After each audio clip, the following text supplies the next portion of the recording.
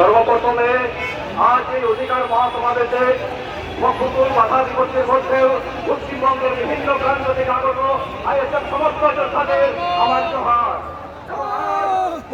থেকে জেলা রাজ্য স্তরে সমস্ত আমাদের নেতৃত্বকে আমি জোহার জানিয়ে আজকে আমি দু একটা কথা বলবো। আজ ইন্ডিয়ান সিকুলার ফ্রন্ট যেমন আমাকে আদিবাসী হিসাবে গর্বিত করেছে, যেমন ভারতবাসী হিসাবে গর্বিত করেছে, আজ ঠিক তেমনি আমি আইএসএফের কর্মী হিসাবে গর্বিত। আজ আমি বলতে চাই এই ফ্যাক এসটি সরকার, এই ফ্যাক মমতা সরকার আপনারা জানেন, আমরা বারবার বলেছি, ভাইজান বারবার বক্তব্য তুলে ধরেছেন আমাদের পশ্চিমবঙ্গে এই মুহূর্তে বাগান চুরি, বালি চুরি, সবুজ ফাইল চুরি, তার মধ্যে অন্যতম দায়ী হচ্ছে চাকরি চুরি।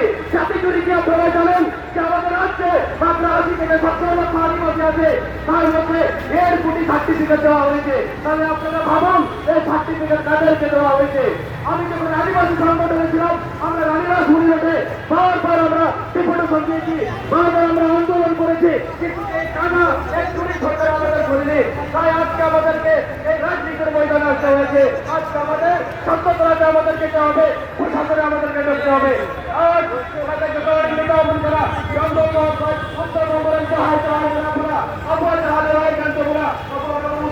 আজকে আমার গর্ব লাগছে, আজকে আমাদের দেশে